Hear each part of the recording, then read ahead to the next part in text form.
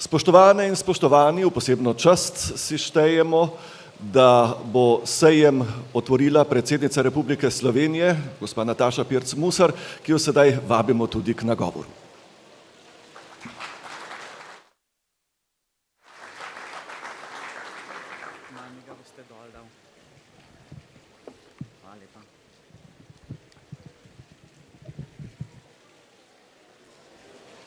Lepo pozdravljeni, spoštovane gospe, spoštovani gospodje, spoštovani prireditelji in visoki gostje iz Slovenije in tujine, spoštovane kmetice in kmetje, drage obiskovalke in obiskovalci sejma Agra. Hvaležna sem vam za povabilo in izkazano čast, da spregovorim ob odprtju 61. mednarodnega kmetijsko-živilskega sejma Agra. Čestitam vam za dolgoletno tradicijo, predano delo in vizijo, ki so sejem ustoličili kot enega od najpomembnejših vsakoletnih kmetijsko-živilskih dogodkov v tem delu Evrope. S predstavitvijo raznolikosti vaše odličnosti ta praznik zemlje, stroke, posla in srca, kot ga imenujete, krepi ugled slovenskega kmetijstva v svetu in obenem našim kmeticam in kmetom ponuja okno v svet ter nove priložnosti za razvoj in sodelovanje. 1700 razstavljavcev iz 35 držav je zavidljiv dosežek, ki potrjuje prepoznavnost sejma v tujini, pritrjuje pomembnosti mednarodnega sodelovanja na področju kmetijstva in živilstva ter izmenjavi znanj in dobrih praks.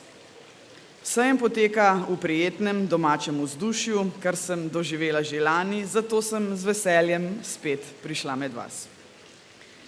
Kot smo že slišali, letošnji sejem poteka v mednarodnem letu prosa, ki ga je razglasila Generalna skupščina Organizacije združenih narodov, zato med nami še posebej toplo pozdravljam veleposlanico Republike Indije, ki je letošnja država partnerica in je bila pobudnica razglasitve tega mednarodnega leta. Slovenijo in Indijo povezuje dolgoletno prijateljstvo in zavezanost k trajnostnemu razvoju, spoštovanju in ohranjanju okolja, še posebej prsti, ki je največji ekosistem na kopnem, pa tudi bogata in raznolika tradicija kmetijstva in pridelave živil. Vaša ekscelenca, hvala, da je Indija sprejela naše vabilo.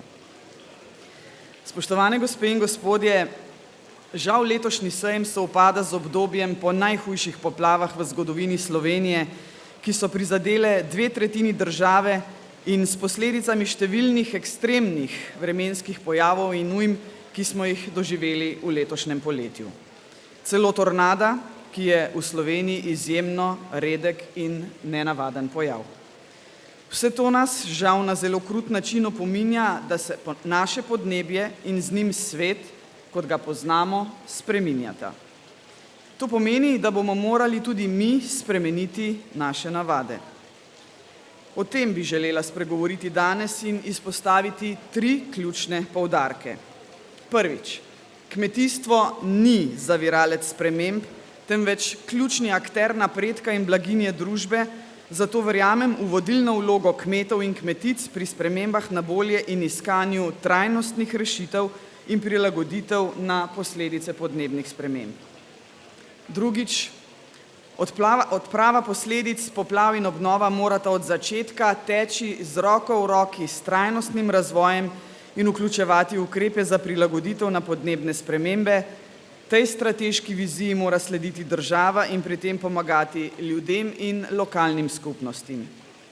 Tretjič, ena ključnih nalog kmetijstva je preskrba s hrano, kar je tudi moja vsebinska prioriteta, zato vam želim na kratko predstaviti predsedničin forum, ki bo posvečen prehranskim verigam v kontekstu globalnih in lokalnih izzivov, med katerimi so seveda posledice podnebnih sprememb. Spoštovane kmetice in kmetje, odrasla sem v Mekinjah pri Kamniku, na podeželju. Od ranega otroštva od blizu opazujem vaše trdo delo ter delo ljudi na podeželju.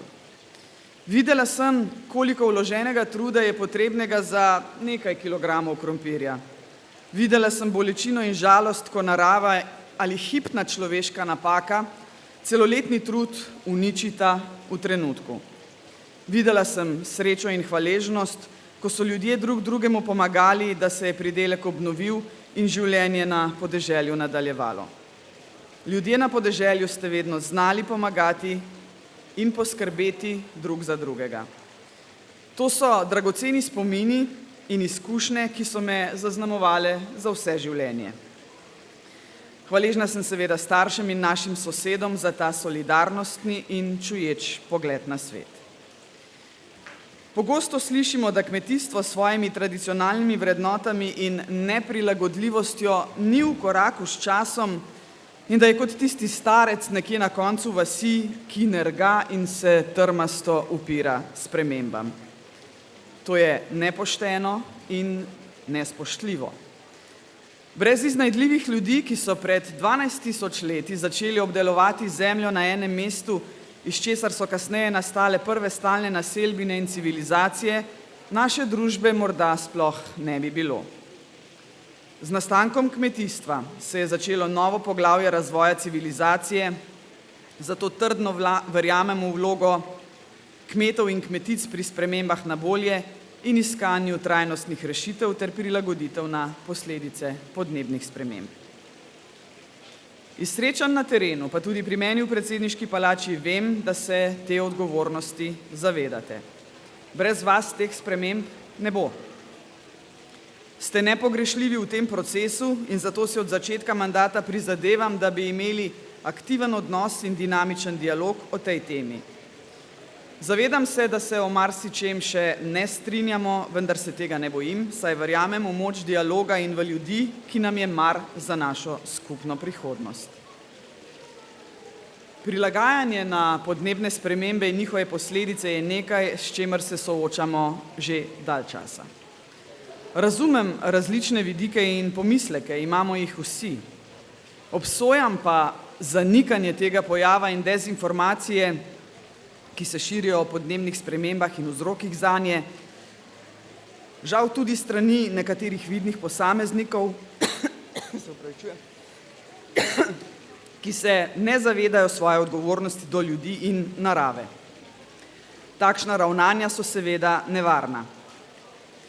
Morda danes ali jutri tega še ne bomo zaznali, čez 10 let pa zagotovo in tedaj, se bojim, bo morda že prepozno. Kmetice in kmetje ter ljudje na podeželju ste od nekdaj znali pozorno opazovati naravo in spremembe. Te, ki smo jim priča v zadnjem obdobju, niso enkraten pojav.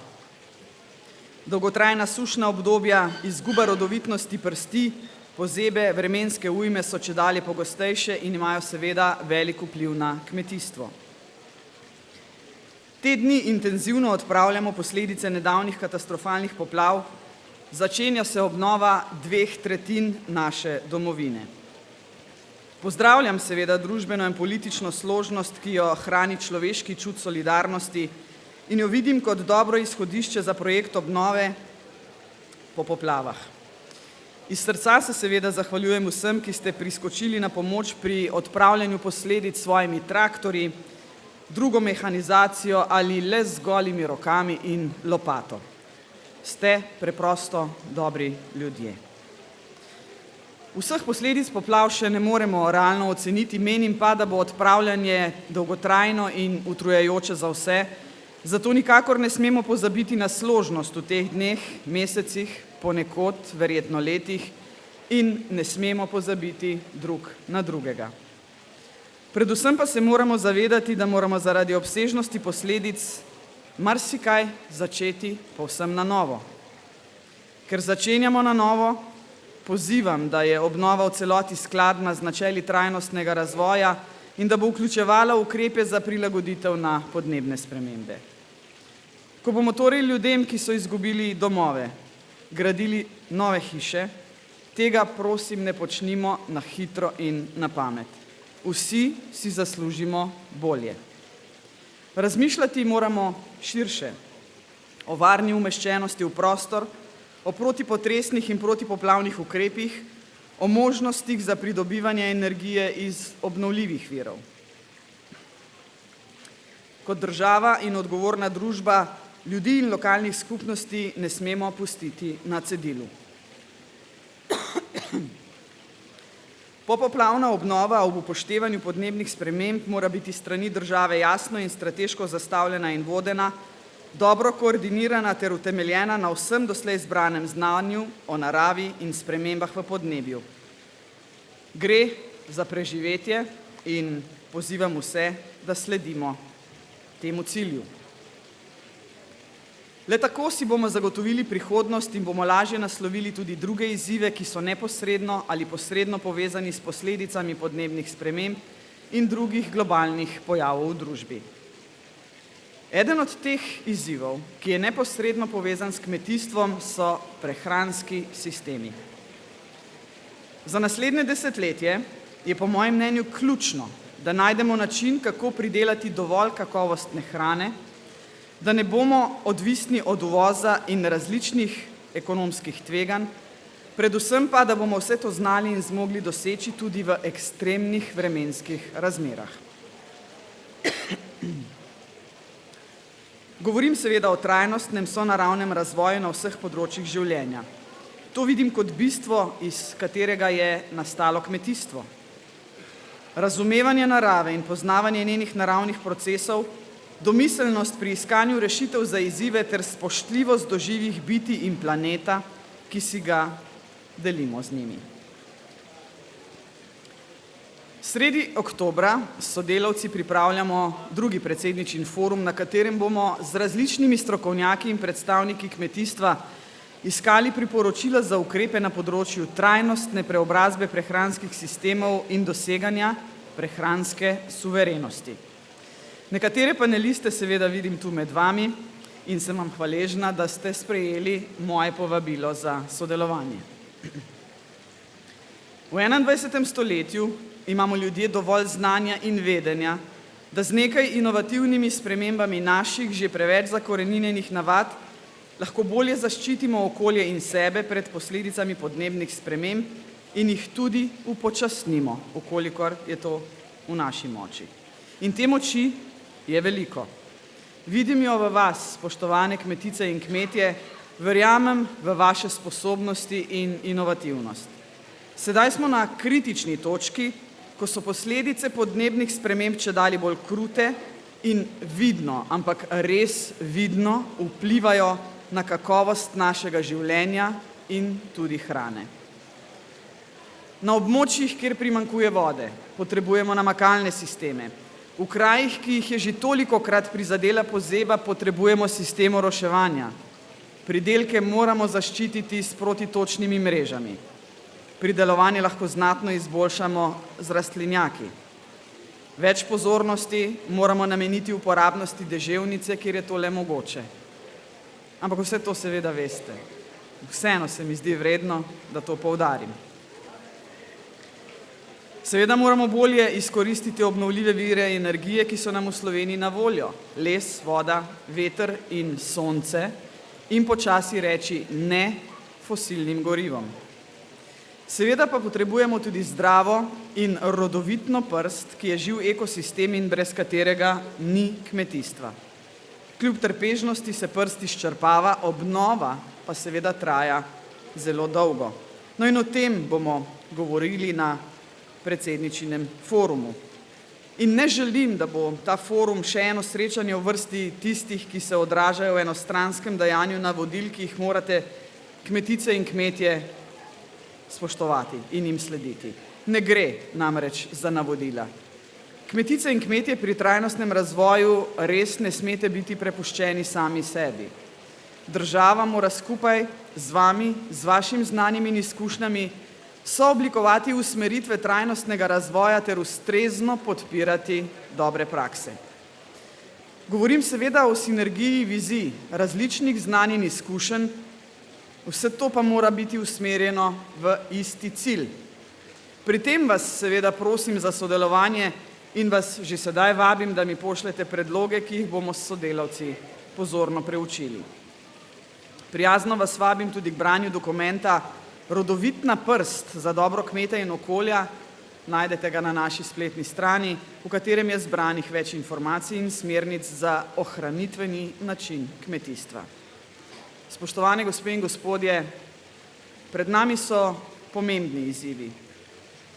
Odločitve o naši prihodnosti ne bodo lahke, nujno pa je, da izberemo pravo pot.